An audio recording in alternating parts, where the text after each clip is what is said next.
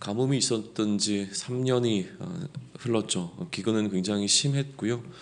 하나님께서는 이제 엘리야에게 아합에게 가서 비를 내릴 것이라고 하는 것을 전하라고 말씀하십니다. 엘리야가 아합에게 가는 중에 아합은 오바다를 자신에게로 불러들입니다. 오바다는 하나님을 경외하는 자였고요. 특별히 이세벨이 하나님의 선지자들을 죽이고 있었던 그 상황 가운데서 하나님의 선지자 100명을 50명씩 굴에 숨기고 음식을 제공하는 일을 한 적이 있었습니다. 아합은 이 오바다를 불러서 그와 함께 이제 물을 찾으러 가기로 해요. 마실 물이 없어서 짐승들도 죽음에 이르고 있었기 때문이었는데 아합과 오바다는 물을 찾으러 나가서 따로 루트를 정해서 물을 찾아 다니고 있었습니다. 그 과정 가운데 오바다는 아합을 향해 오고 있었던 엘리야를 만나게 되어지고요. 엘리야는 이 오바다에게 아합을 불러오라고 하죠. 그러나 오바다는 아합에게 지금 자신이 가서 엘리야가 어디 있는지를 안다고 얘기하면 자신은 죽을 수 있다라고 이야기하면서 좀 어려워합니다. 왜냐하면 엘리야가 아합을 피해서 숨어 있었던 그 시간 동안 아합은 모든 나라와 족속으로 엘리야를 찾게 했었고, 만약에 찾지 못하면 엘리야가 엘리야를 보지 못했다라고 하는 맹세를 하게 했다라고 하죠. 근데 이런 분위기 속에서 지금 자신이 엘리야 있는 곳을 안다고 아합에게 가서 이야기하고 아합을 이곳으로 데려왔는데, 만에 하나라도 어떤 이유에서든지 엘리야가 이곳에 있지 아니하고 자신이 엘리야를 만나지 못하면 아합은 이 오바다를 죽이게 될 것이라고 하는 부분을 이제 설명을 합니다. 그러자 엘리야는 하나님께 맹세하건대 자신이 아합에게 자신을 드러낼 것이라고 약속을 하죠. 오바다는 아합을 데리고 왔고요. 아합과 엘리야는 드디어 만나게 됩니다.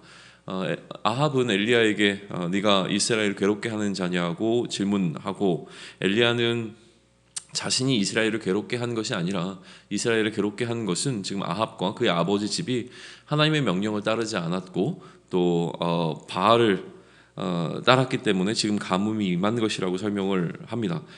이어 엘리야는 제안을 한 가지 하죠. 바알의 선지자 450명과 아세라의 선지자 400명을 갈멜산으로 모아서 자신 앞으로 모으라는 겁니다. 아합은 그렇게 하고요. 사람들이 다 모이자 엘리야는 백성들에게 소위 얘기하면 양다리를 거치지 말 것에 관해서 이야기를 합니다. 하나님을 따르거나 바알을 따르거나 둘 중 하나를 하라고 이야기를 하죠.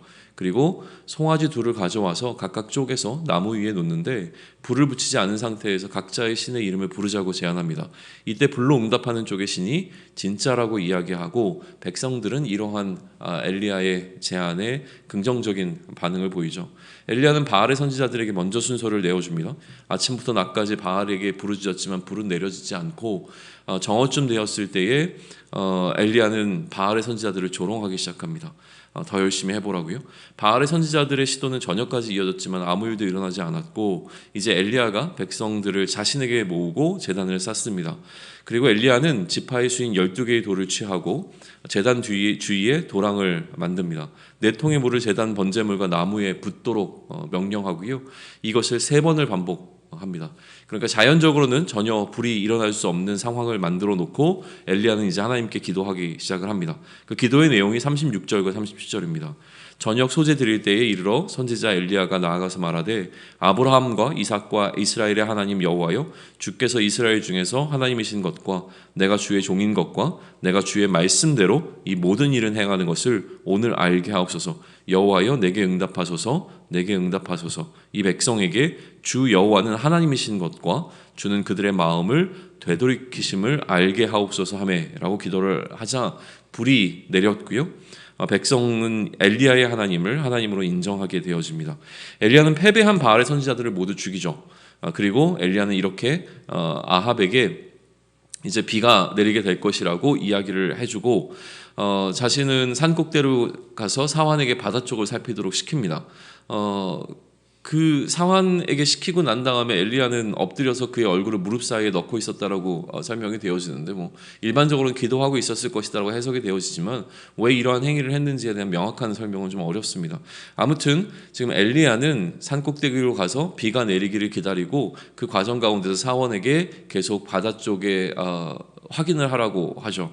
근데 아무 일도 일어나지 않는다라고 하는 보고를 받자 엘리야는 7번 다녀오라고 이야기를 합니다. 7번째 갔을 때에 사람 손만한 작은 구름이 바다에서부터 일어나게 되는 것을 보고 사환이 엘리야에게 이야기를 하죠. 그러자 이제 엘리야는 사환을 아합에게 보내서 비가 내릴 테니 이제 빗길에 하산하기 위해서 마차를 준비하도록 시키고 큰 비가 내리기 시작하자 아합은 마차로 이스라엘로 돌아가게 되어지는데 이때 엘리야가 아합 앞에서 다름질쳐서 먼저 달려갔다라고 하는 기록을 해주고 있습니다.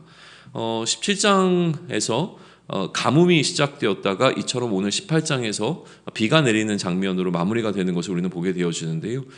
이 가뭄의 원인이 무엇인지는 분명히 밝혀줍니다. 하나님을 향한 불순종과 우상 숭배라고 하는 것이고 이 상황 가운데서 바알의 선지자와 엘리야의 목숨을 건 대결이 일어나게 되어지는 장면을 오늘 18장은 기록하고 있는 것이죠. 결국 그 대결에서 엘리야가 승리하게 되고요. 우상 숭배를 위해 존재했던 바알을 위한 선지자들을 전부 죽이게 됩니다. 이 선지자들을 죽일 수 있었다라고 하는 상황 사실은 단순히 선지자들을 죽인 것이 아니라 그들이 섬기는 우상이 거짓이라는 것과 다시는 그 우상을 섬기지 않겠다라고 하는, 그러니까 우상을 섬길 수 있는 여지를 없애는 것에 이 뭐라고 그러죠? 백성들과 함께 합의가 이루어졌기 때문에 그것이 가능했던 일인 거죠. 단순히 왜 죽음까지 갔는가라고 하는 부분은 엘리야가 죽음을 무릅쓰고 이 일을 했기 때문이기도 하지만 다시는 그러한 일이 일어나지 않을 수 있도록 하게 되어지는 그 결정을 그것에서 내린 것으로 이해해 볼 수 있습니다. 이제 하나님은 그렇게 돌이킨 이스라엘에게 비를 내리시게 되고요. 무엇보다 오늘 본문은 마치 여호수아가 가나안 땅을 정복하고 난 이후에 백성들에게 너희는 어느 편에 설 것인지를 결정하라고 부르짖었던 것과 마찬가지로 하나님과 바알 사이에 애매하게 걸쳐 있었던 이스라엘을 향하여서 결단을 요구하고 있는 장면이 보여집니다. 엘리야는 백성들에게 요구하게 되어지죠. 그리고 그렇기에 오늘 본문은 우리에게도 동일한 질문을 던지고 있다고 생각을 합니다. 너의 입장을 분명히 하라고 외치고 있는 것이죠. 하나님을 섬긴다고 하면서 여전히 우리의 마음이 하나님이 아닌 다른 것에게 빼앗겨 있다면 그 다른 모든 것은 전부 다 우상이 될 것입니다. 그러기에 여전히 우상을 섬기고 있는 우리의 이중성을 고발하고 있고 이러한 우상으로부터 돌이키는 은혜가 있어야 한다라고 이야기해주고 있습니다. 무엇보다 우상을 제하는 일은요, 목숨을 걸 정도의 무게가 있는 일이어야 하는 것이고, 그러나 그만큼 가치 있고 의미 있는 일이라고 하는 사실을 기억하며 오늘 우상으로부터 하나님께로 나의 마음을 돌이킬 수 있는 결단함이 있기를 기대하고 소망합니다.